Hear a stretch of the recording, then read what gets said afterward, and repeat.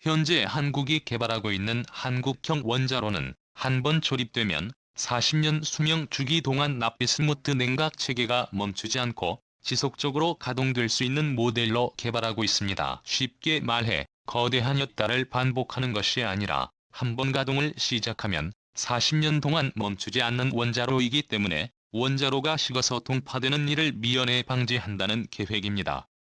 그런데 이렇게 되면 원자로 체계와 소재의 신뢰성을 비롯해 소재의 수명이 높아야 하는데요. 특히나 나피스무트 액체는 강철과 스테인리스 합금 등에 대해 높은 부식성을 가지므로 현재 국내에서는 나피스무트에 견딜 수 있는 내식성 재료와 코팅 기술 등을 개발하고 있는 상황입니다. 다행히 한국은 성질이 비슷한 소규모 냉각형 고속증식로를 연구하면서 상당한 기술력을 축적한 상태인데요. 이로써 한국은 세계에서 유례가 없는 4세대 원자로 개발이라는 꿈을 현실로 만들고 있습니다. 한국형 원자로의 특징은 기존 다른 나라들이 많이 사용하는 우라늄-235를 사용하지 않는 것이 가장 큰 장점입니다.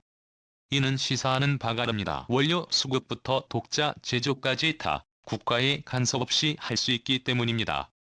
과거 군사 강국들도 우리와 같은 시도를 했던 것은 사실입니다. 하지만 작은 차이 하나로 그들은 개발하지 못하는 것과 달리 한국은 개발하려 초일기에 들어선 상황인데요.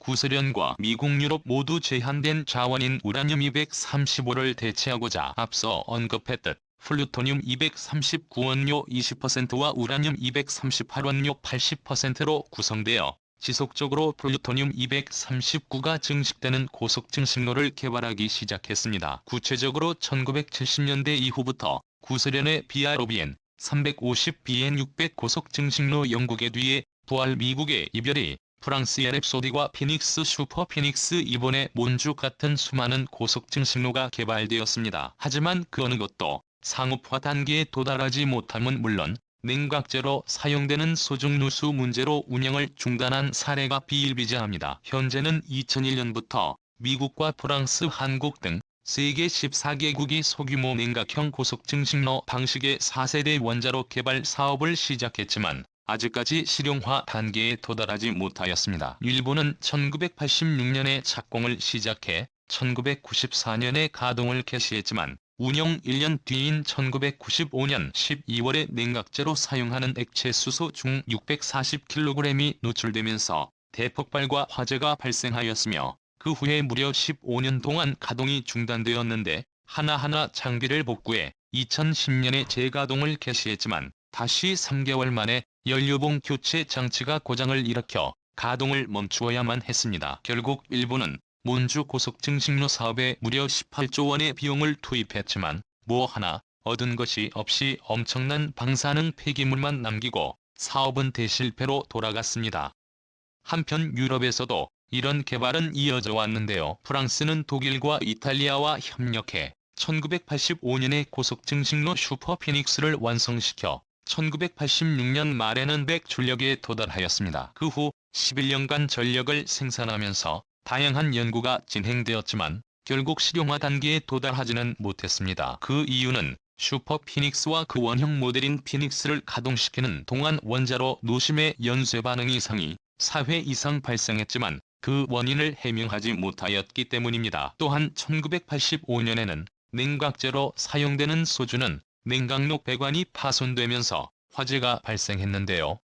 이 사건으로 원자로 개발은 중지됐습니다. 이처럼 효율뿐만 아니라 모든 수치상 자료가 뛰어남에도 불구하고 소중 냉각로의 가장 골치 아픈 것은 관리가 어렵다는 것입니다. 일반 과학경수로는 손쉽게 연료교체와 원자로 접근이 가능한 것과 비교해 고속증식로는 연료를 빼고 소규모 냉각제를 모두 배출해야만 원자로에 접근할 수 있어 한번 운용이 중단되면 수년간 운용을 중단할 수밖에 없습니다. 그 과정에서 원자로 내부에 공기와 수증기가 침입하면 냉각제로 사용되는 소득과 반응의 폭발이 일어난다는 문제였습니다. 하지만 한국은 현재 4세대 비스무트나 원자로가 4년 뒤 개념 설계가 완료되면 이후 상용화와 인허가를 위한 상세 개발에 나설 예정이라고 밝혔는데요. 상용화 시기는 짧게는 7년에서 길게 10년으로 보고 있습니다. 또한 개발된 시제품이 우수한 성능을 발휘하면 군사용 원자로로 개발을 진행해 절대적인 안전성 테스트가 완료되면 우리가 그토록 원하는 핵잠수함이나 핵항공모함에 탑재 가능해집니다. 하지만 군사용 장비는 무엇보다도 완벽한 신뢰성을 요구하기 때문에 쇠빙선 같은 실제 함정에 탑재해 운용하고 테스트가 마무리되면 한국 잠수함에 탑재될 계획입니다. 대한민국 정부가 원자력 잠수함 건조를 결정하고 그 시기가 2030년쯤이라고 언급한 것도 이 때문이라 할 수 있습니다. 현재 한국은 여러 가지 대안을 통해 한국의 군사력을 증강시키고 있습니다. 만약 4세대 비스무트한 원자로 개발이 실패하더라도 한국은 이와는 별개로 다른 두 가지의 대안을 추진하고 있는 것으로 알려져 있는데요. 첫 번째로 이미 한국은 국내 기술력으로 개발한 소형 모듈형 원자로인 스마트 원자로 기술을 확보하고 있는 상황입니다. 하지만 이렇게 되면 짧은 교체 주기와 주원료인 우라늄 확보에 대한 문제가 제기됩니다. 반면 장점으로는 현재 개발되어 있는 기술들이기 때문에 빠른 시일 안에 핵잠수함 건조가 가능하다는 장점이 있습니다. 또 다른 방법으로 제시된 것은 타국의 핵추진 잠수함을 도입하는 것입니다. 한국은 세계 7위 수준의 원자력 기술 보유국입니다. 한국이 마음만 먹으면 사실 원자력 잠수함용 원자로 개발이 큰 문제가 아니지만 그럼에도 이것을 권고하지 않는 전문가들이 많은 실정입니다. 미국과 함께 서방 최고의 원자력 기술을 가진 프랑스마저도 잠수함용 원자로를 개발하면서 사고를 겪었으며 잠수함용 원자로는 개발해도 해외 수출이 거의 불가능한 모델이기 때문입니다. 또한 잠수함용 갑경수로는 원자로 냉각체계에서 발생하는 소음을 제거하는 데 상당한 노하우가 필요한데 더욱이 주변국인 일본과 중국이 세계적 수준의 대접 전체계를 가지고 있기 때문에 시끄러운 잠수함은 건조할 필요성이 없기 때문인데요. 프랑스 슈프랑급에 사용되는 원자력 모델은 구획 전체가 방사능 노출 방지와 사고 시 손상 방지를 위한 모듈 상태로 조선소에 공급됩니다. 또한 원자력 모델에 탑재되는 원자로는 대트리 용팡급 전략 원자력 잠수함과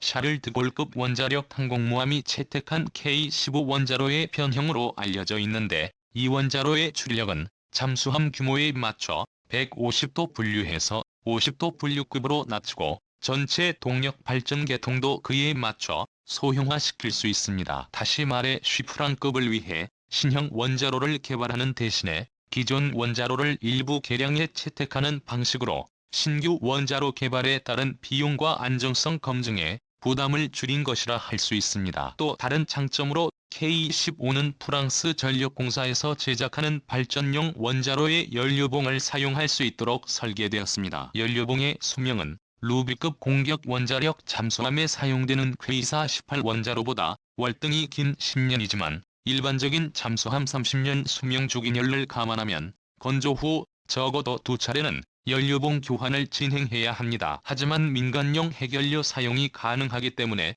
각종 제약 조건에 대해서는 다 잠수함 대비 자유로운 것은 사실입니다. 현재 슈프랑급 잠수함에 사용 중인 K-15 원자로의 우라늄 235의 농축률은 75%가량으로 약 93%의 농축률을 자랑하는 미국이나 영국의 신형 잠수함용 원자로와 비교해 농축률이 떨어집니다.